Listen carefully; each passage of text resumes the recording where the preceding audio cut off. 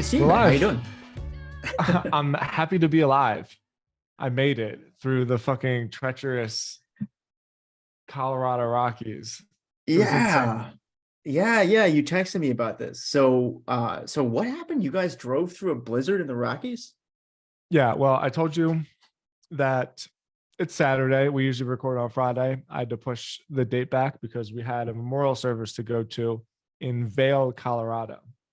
I've never been to Vail before. It's like a ski mountain town, and you got to drive across the Rockies to get there.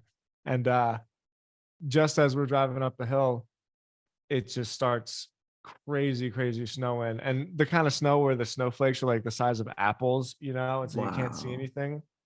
And we left at 2:30. We left at 2:30. We got there at like 5:50 probably. We stayed for like a half hour just because of how nervous we were, because we had a babysitter and stuff too, so like we didn't have the kids with us or nothing. And yeah, we watched like a couple speeches, gave some hugs, had some conversations, and then went back. But it was so bad by that time, like tons of highways were closed. Police were shutting it down. It was, I mean, Wow. dude, it was like it was really crazy. You couldn't see That's anything. wild, man. Yeah, it was a pretty cool experience actually. I was never like scared, in that I felt really unsafe, but for sure felt like gotta focus, gotta pay attention, four-wheel drive, like you skid it out on a mountain with like a 12% gradient incline or whatever they call it. So yeah, it was crazy. We got home at like 2 in the morning. Um, but all good. We made it. Wait a second. Wait a second. You got there at like 5. You stayed for maybe an hour max. So you left at Not like even. 7. And you got home at 2 in the morning? Yeah. One little earlier than, yeah, I mean pretty close. I think like Oh my 140. God. That's like a 6 hour, 7 hour drive home. You gotta Yeah, be dude, we kidding me, drove for like man. 12 straight hours through a blizzard in the mountains. That's a story. I love stuff like that where it's like that's one of the benefits to living places that are just a little bit more rugged, you know? Well, we're glad to have you back. Thanks. I'm excited to chat this week. Before we Me get too. into it, I got a shout out. We had somebody who is listening to the podcast. Her name is Ashley Pride, and she is at A Pride Designs on Twitter. She said something really nice about the episode that we did on hard work and hustle culture. She said, I'm in my 30s, making the most of building relationships and now using skills I've developed to create meaningful change. Conversations like this give me the courage that I'm not crazy for believing. And then heart from Hmm. Philly. I think you two had like a little Philly bonding experience because I'm seeing Yeah, a bunch because of the fucking Eagles here. Eagles are the best team. So I shout saw out that to too. Ashley.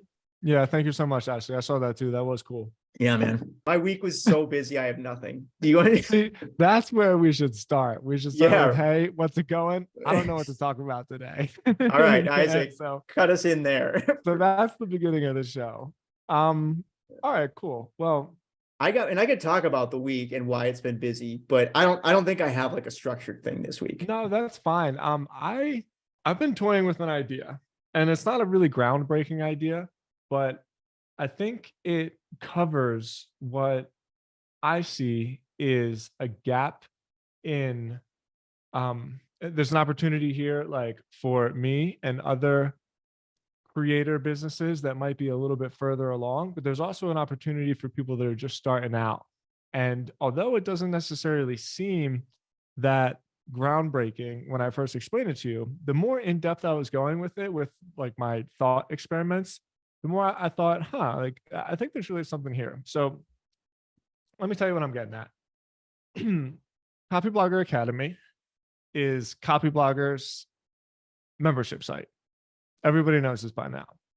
We've been getting more and more memberships every single week. I think I've got a really good funnel going on. And I still think that out of all of the different trials I've done, the trends payment method with like the $1 promo into the, well, I do a monthly after that, but into the full price, that seems to have the most success so far. And it can be a little disheartening just because by nature of it, you're like inviting people to come in and just get it for free and Mhm. then never really have intentions of sticking around. But I can do pretty like third grade level math and I can add, and the addition says it's more than would have been otherwise. And so this Mhm. pricing model is working really well. Okay.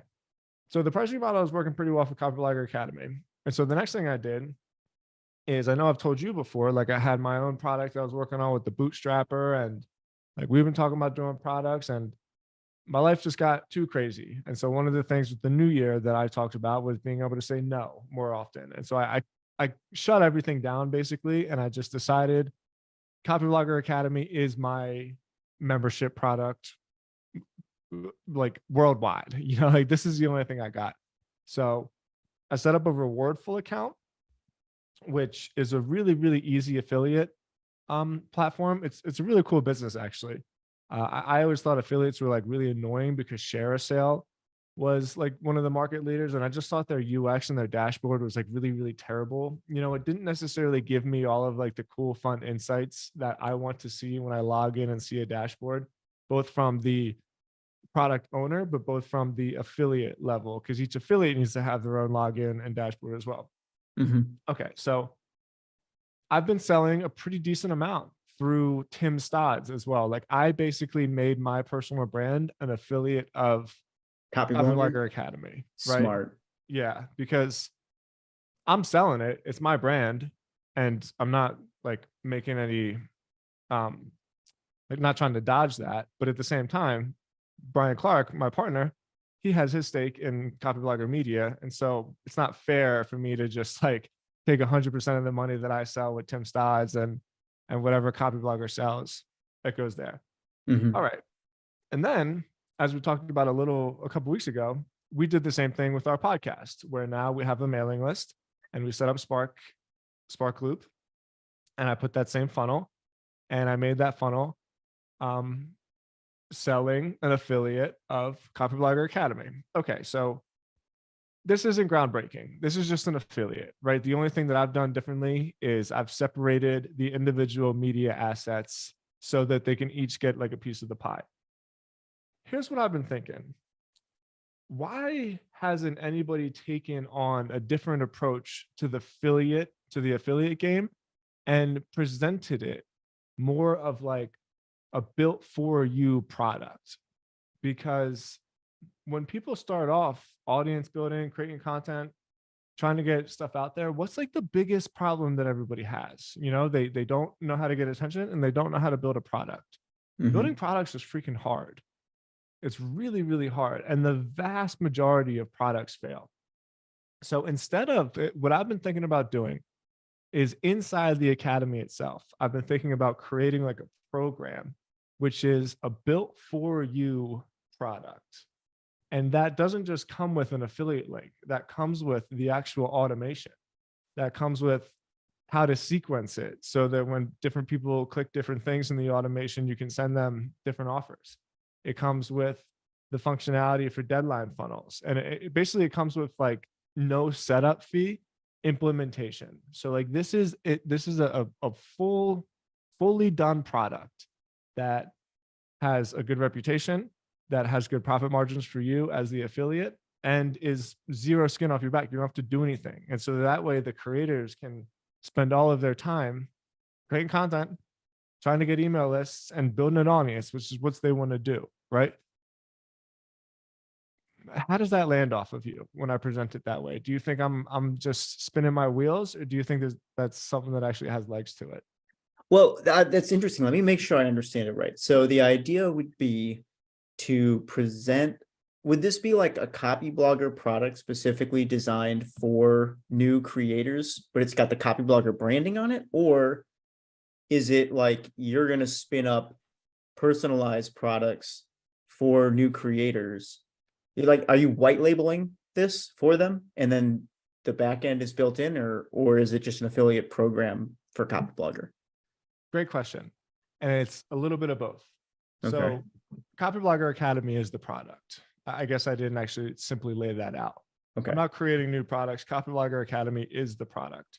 Okay. But I'm white labeling it in the sense that with Circle, I can create different membership levels that have different access.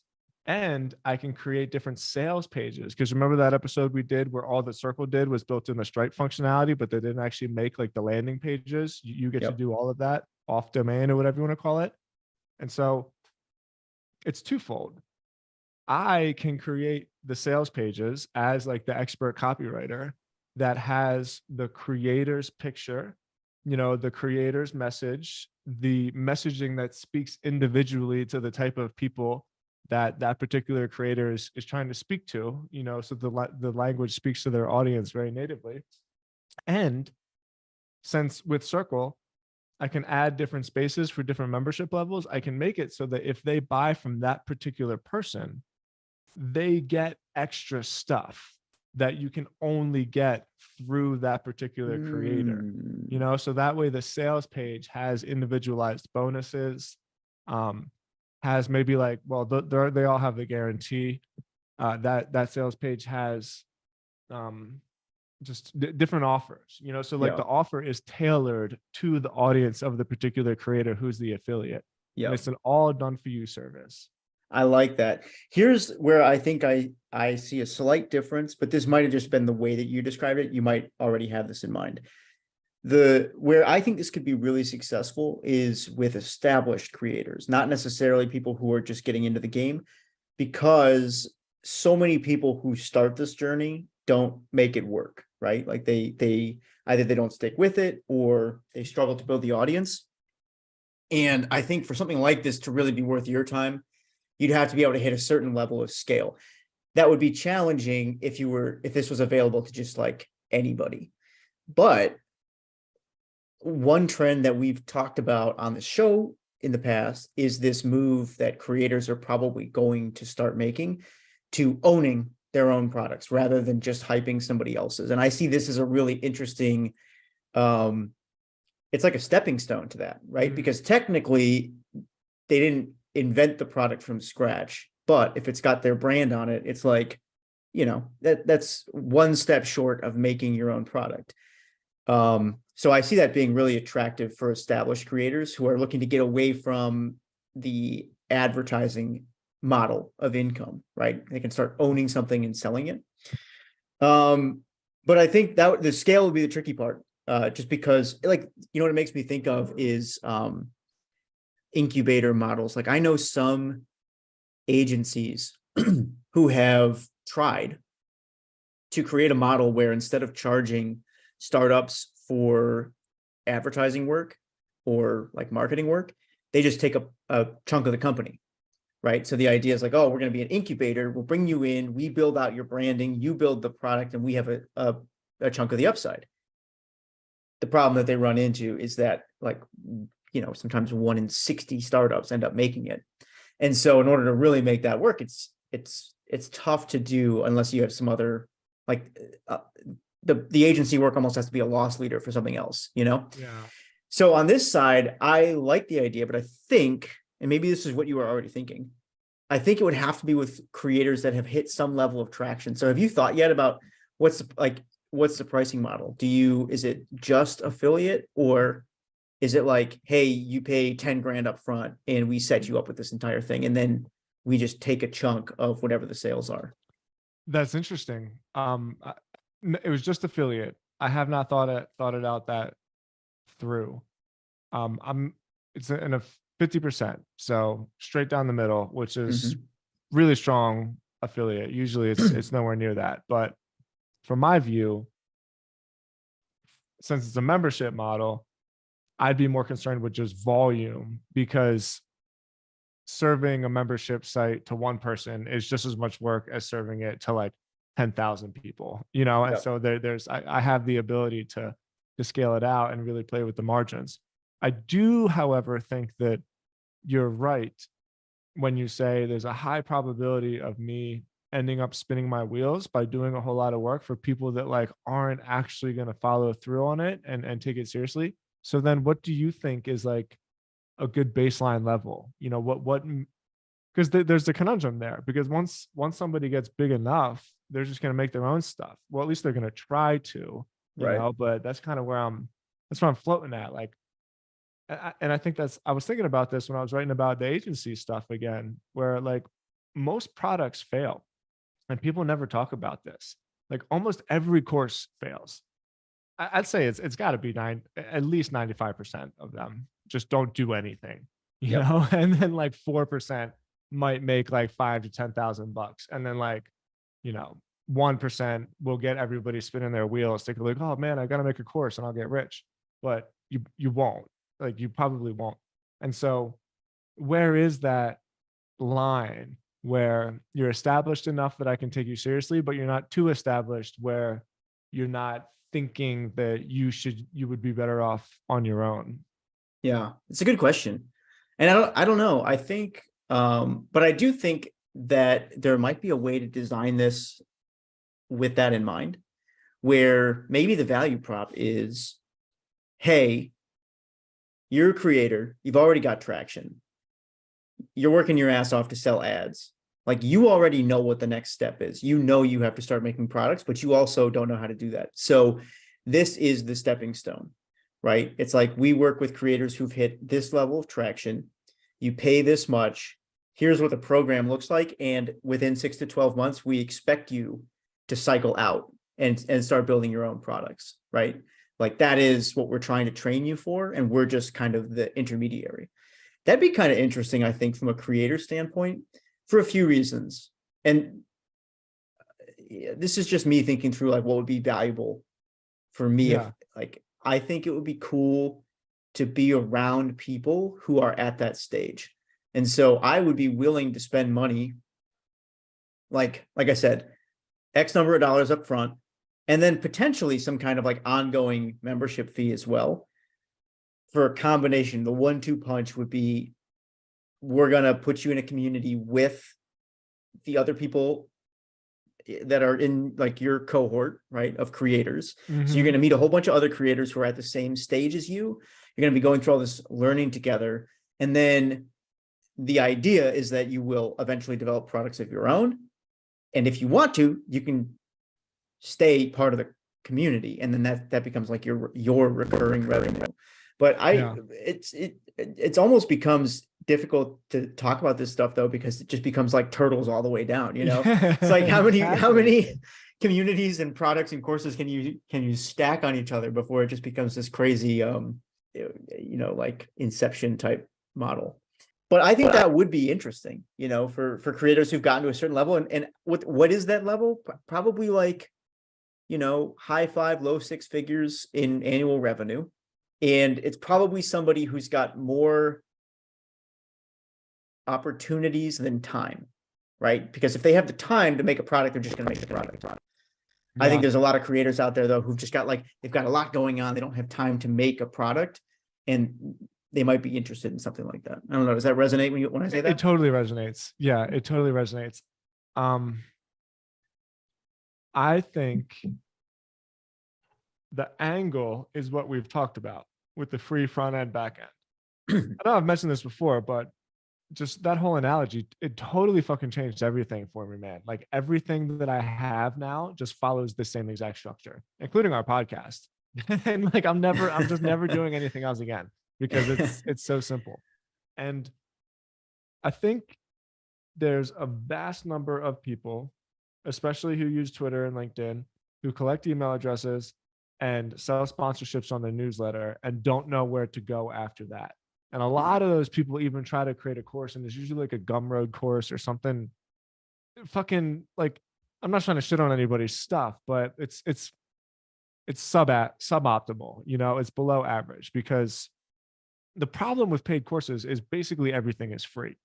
And so it's not actually knowledge that people are paying for, it's something special. I don't know how you explain that exactly. It's just something special that makes you believe like, oh, okay, I can do this. Like that's what people are paying for with courses. It's just that one little extra 2% of like, oh, I get it, I can do this. Yeah. So unless well, I totally agree with you actually. And I've thought about this a lot with paid newsletters too. People ask, like, how do you position paid newsletters? Or I'll see this a lot with creators where they'll try and sell a Patreon, which doesn't do very well. And it's because they don't really understand what people are paying for. They're not really paying for the information in a lot of cases. Sometimes they are. Like a lot of investment newsletters, they're paying specifically for your opinion on things. Yeah. Right. And there are some industry newsletters that are like that too, where if you've like developed a reputation for being an expert in a certain industry, people will pay you just for your take on the industry. But in the case of something like trends, I actually don't think people are really paying for the information that much. I mean, they think they are, but really the value that they get out of it is access to the community. Yeah. Or something else, right? For trends, I think it's access to the community. For other creators, it could be something else. And being able to identify what that key thing is kind of the unlock for revenue. So if you're struggling to make like a Gumroad sale work, it's usually because you're trying to sell something that people don't actually want, right? And oftentimes, very like a slight pivot can really just unlock sales there. So maybe that's what this is. This is like, hey, we're going to show you. This is your chance to really experience what it's like for a paid product to work right. That way, when you go off and build your next paid product, you already have a feel for what it should be like. Like there's value to that, man. I think we talked about this a couple of weeks ago. Maybe it was last week when I said, my advice for people who are kind of just getting out of school would be go join a company. Don't run your own thing. Go join a company and do cool shit with people who are out there on the front edge. And one of the biggest benefits of that we didn't necessarily talk about is that when you then go do it for yourself, you know what it's supposed to look like, right? Like it's very, very difficult to figure all this stuff out for yourself when you're also the one who's like, your entire income relies on getting it right. So to be able to parachute into a situation where everything is just kind of working, and then you can see like, oh, that's what it looks like when you've really found product market fit. That's what it looks like when the marketing is really dialed in. Like these are the percentages that we should be shooting for. And this is roughly how the pros do it in the first place. There's a lot of value there. And I think if you were to design this with that in mind, where you're like, look, we're kicking you out of the nest at some point. You're not going to sit here and be an affiliate forever, but we're going to train you up so that you can go do this on your own. That could be cool, man. So I have two things. I agree. Well, three. Well, let's just start with two. I agree. Yeah. I agree that part of the perk should be we'll train you, because it's almost like I'm gonna pay you to teach you, because you're gonna get free membership to the community as part of it, right? And Happy Blogger Academy is really just me. Like I'm the educator. I do all the presentations. I'm starting to have guests come in because I think people do like that.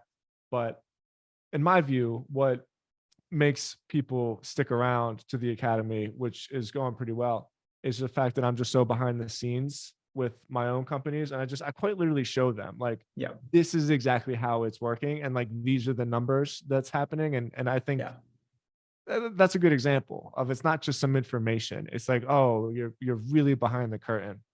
And so people are appreciating that. And so I think that could be a perk, right? But I don't necessarily know where that line is where I'm saying, I'm going to kick you out of the nest, because why the hell would I? And why the hell would they? Right? It's $25 a month $24.50 a month per sale that I'm basically making for them to their own account for absolutely nothing they have to do. And in addition, they get paid to do it. So, but I hear what you're saying. There is some kind of like exclusivity thing that maybe should be baked in there. And it's not coming together for me. Well, for me, I think it's a positioning thing, because the reality is you don't necessarily want them to leave, right? But if you're targeting people who have the ambition to build their own companies and their own products, I think what you want to do is target them with the expectation that you're going to prepare them for that. And so it's kind of like you basically talk and set the course up in such a way that it prepares people to go out and do their own thing. But then what you're going to rely on is like 80% of them never will, right? The same way most creators never really go out, or like most creators don't achieve escape velocity. You will probably hit some situation where, like, even if a lot of these people do create their own thing, they leave this on in the background because why not, right? Like, it just becomes one of their revenue streams that keeps running. But the whole thing is designed around this concept of like, we're going to prepare you to go out and build your own products, and you'll get to see like the inside scoop of how this looks and all the numbers and all the tools we use. And I think, to your point, that is maybe the only information that's still valuable these days, is where if you can provide inside numbers and an inside look at how a company works. And I think one of the challenges that every info company runs into, or education company, is that they end up becoming they try to pursue such a big audience that they generalize their content too much. And then it just gets washed out and you don't stand out anywhere. And we still sort of struggle with this on trends when training up new writers, because a lot of writers who come to us from more general business publications, they're not used to thinking about things like as in as much detail as most of our readers expect at this point, right? Because when people pay for trends, their at least their impression is that they're going to be getting like some level of information that's above and beyond what they could Google for themselves. And so what we try to do is a lot of what you're talking about. Like, I'm going to show you the actual script somebody uses. I'm going to show you the actual like email flow somebody uses. Like, we're going to pull that curtain back. A lot of writers aren't used to thinking that way, and so it can be difficult to train them into that. But once somebody like sees it once, a lot of times, man, you'll hook them for life, because they're just like it's so hard to find that anywhere else. Which, I don't know if we ever talked about this. This brings up another theory that I have about building audiences and building a living like as a creator. I think the best way to do it is to put everything on the table and like reveal more than you're comfortable with about your business, and really try to make yourself obsolete in terms of the amount of information that you pass on to your readers. I think a lot of creators make this mistake of, and I've done this, of holding information back because they don't want to reveal everything at once. They want to try and drip information out so that they stay relevant over time. I've done that, and I think it was like one of the biggest mistakes I've ever made, because a couple things happen. One, you get backlogged on content, which keeps you from being able to jump forward when new ideas present themselves. There's always another idea. Exactly. It's hard to know that and to feel that and like to trust that, but like there's always more stuff to say. Exactly. Yeah, you'll never run out of ideas if you're lucky. I say that a lot too. I'm like, if you're lucky, if you start writing, you have to accept a couple of truths, and one of them is that you will die with ideas left to write about. If you're lucky. If you're lucky, you won't write about it all, because the alternative is you run out of ideas, right? So you'll never have time to write it all if you're lucky. But the other issue with that is that there's sort of like this selfish isn't quite the right word, but let's look at the inverse. If you give everything away and you share as much knowledge as you possibly can to the point where you basically give everything you know to your readers, then what's going to happen is next time they run into a problem, they're going to come back to you, right? Because if you fully solve their problem, rather than holding a little bit back and being like, oh, here's 80% of the solution, and for the rest, take my course. Fully solve the problem. Then the next time they try to level up and they run into it, your name is going to be the one that comes to mind as the person who fully solved their last problem. And so I think that's the key to maintaining a long-term audience as a creator, is to just be in this mindset of fully solving the problems that you promised to solve. So help me package this thing up a little bit. Yeah. Why is it that we always start with a name? It's the worst place to start. It's just where my brain goes. It's something in a box, like product in a box, like built for you. how I'm not worried about selling it to people. I actually have tried it, and I've pitched 4 people on it so far. Um, 3 of them said no. One of them said yes, which is perfectly fine with me. Yeah, it's a Yeah, good hit rate. totally. And like I feel like I know exactly how to explain it, but I don't know how to explain it without explaining too much. And I need to simplify it. And so, how can I package this in a way that makes it consumable for somebody to say, oh, yeah, I get it. Sign me up. White labeled products for your brand Mm-hmm. combined with course and community to teach you how to build your own products in the future. Yeah. I can't say it's not white labeled though. They're still selling Copyblogger Academy. It's just done for you. Like Hmm. I almost think I need to make an offer out of it. So here's what you get, right?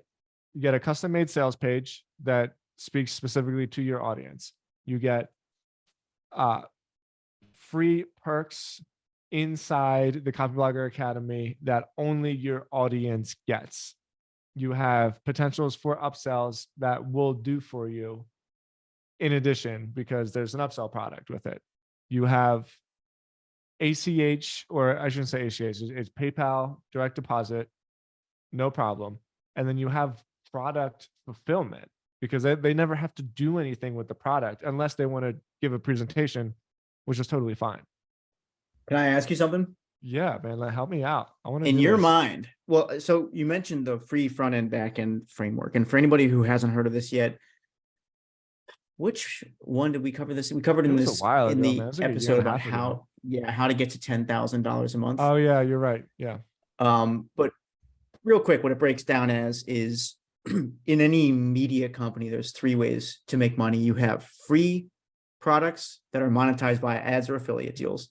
You have front end products, which are low cost subscriptions. And then you have back end products, which are high cost subscriptions. And the idea is that your free products become distribution for your front and back end. So free Yeah. products sell the front end sells the back end. And this whole like engine just turns attention into money. So when you think about this offering, where do you think it fits inside of those pieces? And the reason I ask that is because one thing that this model does for people is it can help keep you focused on like what you should be launching at any particular point in time, because it really can feel like the options are limitless. But if you like force any potential product to fit into one of those boxes, it can help clarify whether or not you should move forward on it. So for this, clearly not a free product, but where do you see it falling into the engine that you're building for Copyblogger? Well, I'm creating a front end product for people. Copyblogger Academy is our front end product. Right. Yeah. But on the meta level, the front end product that you're building, right? Let's just package this entire thing up and call it like product school, right? Where does product school fit in your engine? Is this a front end product for you? Is this a back end product for It's you? front end. Yeah. Well, because it's all it is increasing the sales for Copyblogger Academy, which is front end. That is the Copyblogger Academy is Copyblogger's front end product. Interesting. Yeah. I think you could be right. It could also be a back end product if you did an upfront charge on it. Like if it was like $10,000 to get in and then rev split on anything that you do after that. Then it could potentially fit into your model as a back end product, right? High price, high ticket item that happens to also like have this little Yeah, now we're turtles all the way down though. I like we're lost in the media sphere now. Well, I think if you think about it that way, it could be a nice fit as a back end if you charge up front. But it's important to think through that, because without those guardrails for people listening to this, like it can be really easy to chase opportunities where you think you see them, but it's not really clear where they actually fit into the business model, Yeah. right? So I would think through that, but it sounds cool, man. I think there's definitely an audience out there. The one person who already said yes, what kind of model did they say yes to? They just, hey, I'll set this up for you, and then we just split it. Yeah, exactly. Everything I explained to you, they said yes to. And this person already has a paid sponsorship newsletter. And this person doesn't want to go, well, maybe they do want to, but they just can't go any further right now because all of their focus is on writing their newsletter and driving traffic to their landing page to get email signups, right? Like, That's interesting. yeah, and I think this is the majority of people, like I sometimes would take for granted the fact that, and I really mean this humbly. I'm not trying to brag on myself. I've been doing this for a while, and like I have resources and people. And I've talked about this before where I think labor is like the most valuable form of leverage, right? Because everybody says technology is the most valuable form of leverage and media and code, but eventually someone's going to have to file your taxes. Eventually someone's going to have to pick up the phone, and just do all of this stuff. And so like I've built a really strong team. And so I take for granted sometimes the fact that I have the capability just to have somebody manage the Copyblogger sponsorship network and write the newsletter and write the blog and sell the academy itself, the product, and manage digital commerce, which is our back end agency, But I think most people have this idealistic dream that they can sit by themselves on a laptop and make 300 grand a year.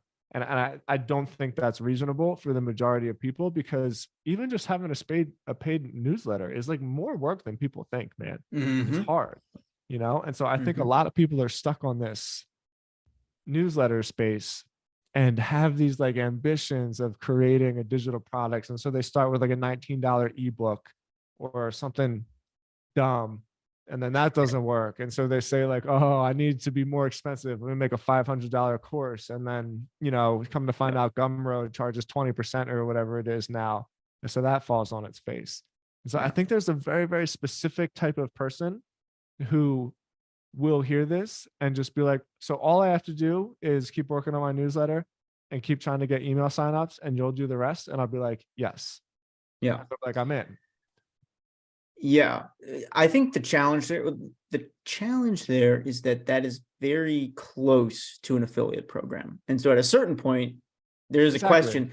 I think there's a fair question, which is like, why would you go through all the trouble of customizing the landing page if you could just turn these people into affiliates? Yeah. Just be like, I mean, you could make an argument for doing it, sure, but there's a line that you're definitely dancing on there. But could I want to pivot just a little bit to talk about how you built your team, because this is something that I'm struggling with. And I want to get your take on how you think about this. So, I'm helping build this community of founders. Can't say too much about it yet, but basically serving in an executive role. And this is kind of the first time in my career that I've done that. I've always been just an individual contributor.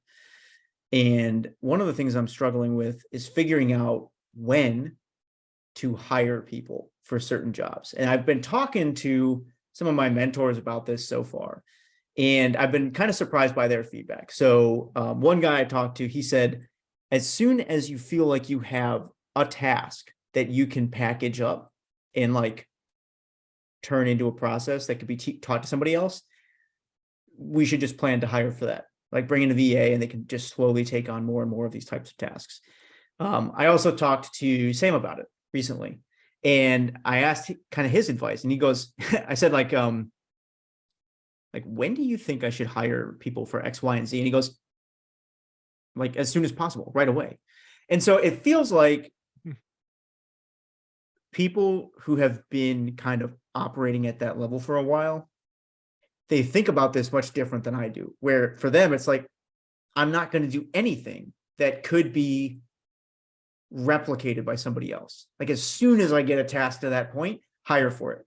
How do you think about it though? Because you're really good at this. You have like a Yeah. smooth running team. I agree with Sam. I wouldn't think of it. I think you want to flip how you determine it though. It's not about when do you have something that can be hired for. it's the opposite. It's when the split second that you're not doing the absolute most important thing that you should be doing, then you say, I'm not, someone else needs to do this. So like, I always think of it in terms of, it's not what I don't want, it's what I want. It's not what I don't want, it's what I want. And for me, I'm not saying for you, but like my most important thing is to be making sales. That's it. No one can make the money like I can. This is what I decided to do with my life. This is where we talked about before. I'm not helping people. I'm adding value. Like I'm not being helpful. I'm adding value. And as soon as I'm not doing that, then somebody else needs to do that shit for me. And it's scary because this won't come right away, by the way. This is like a process. And it's an emotional process as much as it's a logistical process. But you have to get comfortable with the fact that the investment you make in doing this won't actually pay off for a little while. And even worse, there's probably a 50% chance that it won't work, period. And you'll have to hire somebody else, And so like you're constantly tweaking, like oiling this machine that like entropy just wants it to fall apart on its own, but the answer is like, yeah, it's not even as soon as you can, it's identify what your ultimate outcome is, identify the most important thing that you can be spending your time and focus and energy on. And as soon as you're not doing that, even for like a tiny, tiny microsecond, because that microsecond's only going to get bigger, it's not going to get smaller. It's only going to get bigger. So as soon as that happens, make someone else do it. That's super helpful. It's super helpful, man. And I was never taught to think like this inside of my career so far. It's always been the opposite. As an individual contributor, it's like, what can you take on? What more can you add to your plate? And this is basically exactly the opposite. Yeah, it is. It's hard because you waste money. Yeah. And like, there's no way around it. Yeah. How do you think about that? Because, for me, I'm like, it's somebody else's money, right? So I feel it, but I also am like protected from it a little bit. So inside your company, that's like coming out of your pocket. How do you prepare yourself mentally to waste that money? Like what goes through your head? Well, you focus on the big wins. This was a Ramit Sethi thing for me. People spend so much time on the $3,000 questions and like no time on the $30,000 questions, because Ramit Sethi's example is not buying lattes because you're wasting $4 a day on a latte when you can make coffee at home. But $4 a day times 365 days a year, I don't know. I'm not going to do math on the spot. Let's just call it $1,200, right? That's $1,200 that we could have wasted, that we could have gotten right the first time. So, sorry to everybody listening. It's Saturday and my kids are running in and out of my office. So that's $1,200 that we could have wasted. But who gives a shit if all of the stuff that you put together and all of the time you save buying lattes nets you $100,000 deal? Like, it's loss aversion. It's just the primal instinct inside of our amygdala that says like, I can't lose this. I can't lose this. I can't lose this. Where it's exactly the opposite of what your brainstem is telling you to do, which is why it takes like emotional training.